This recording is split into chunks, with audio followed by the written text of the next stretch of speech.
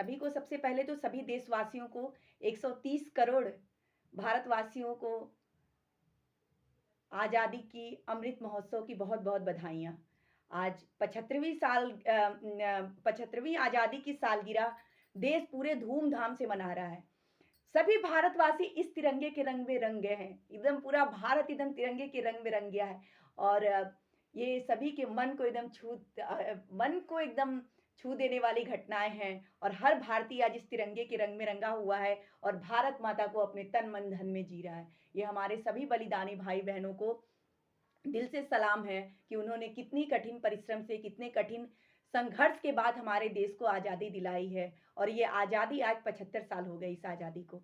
और अब हमें ये संकल्प करना है कि जिस आज़ादी के लिए हमारे प्यारे भाई-बहनों ने संकल्प के साथ इतना बड़ा संघर्ष किया और हमारे देश को अंग्रेज़ों के चंगुल से और अंग्रेज़ों के चंगुल से और जो हमारी भारत माता जकड़ी हुई थी, उनको स्वतंत्र कराया। उसी तरह से आज हम भी अपने मन को स्वतंत्र अपने मन को अपने मन के हर कोने को स्वतंत्र कर लें। क्योंकि आज़ादी का मतलब तो यही होता है ना, आज़ाद मतलब क्या? मन आज़ाद हो और हर व्यक्ति आज़ाद हो। महिलाएँ भी बंधन से महिलाओं को भी उस जकड़न से, उस बंधन से मुक्त रहें और वो हर पल अपनी स्वतंत्रता को जिएँ।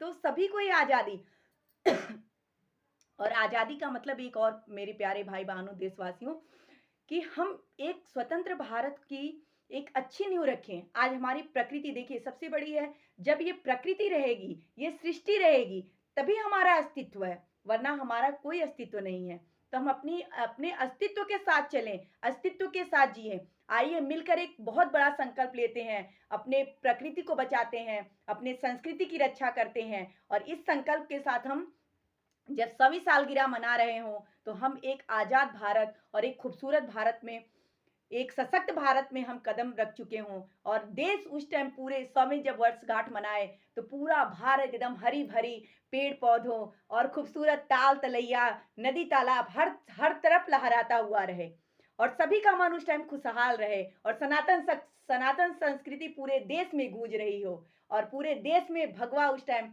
छा रहा हो और ऐसा हम आज़ादी का अमृत महोत्सव मनाएँ।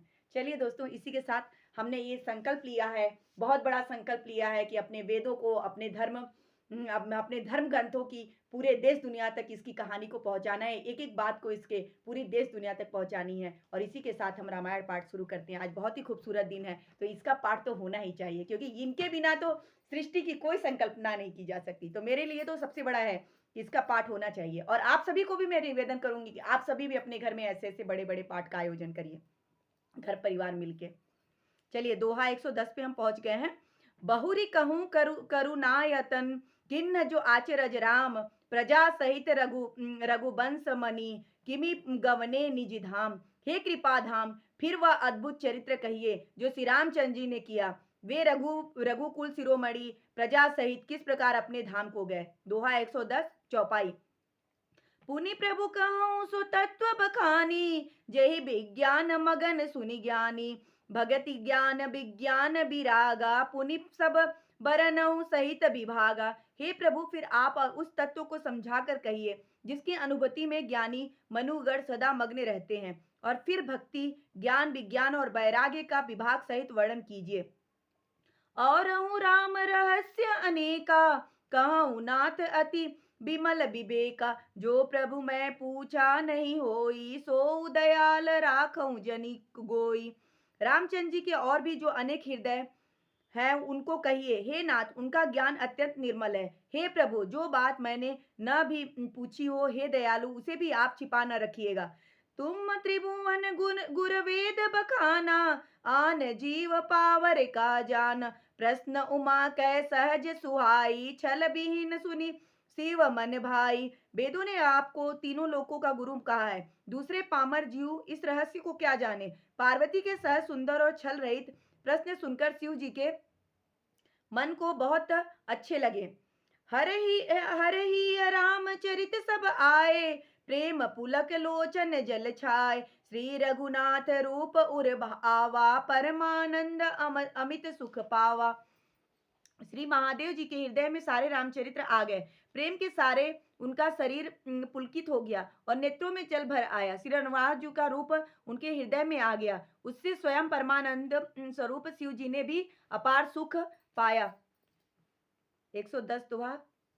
धन्यवाद आप सभी को, सभी भारतवासियों को बहुत बहुत धन्यवाद। और सनातन संस्कृति की जय, प्रभु श्री राम की जय, भोलेनाथ की जय, भारत माता की जय। धन्यवाद।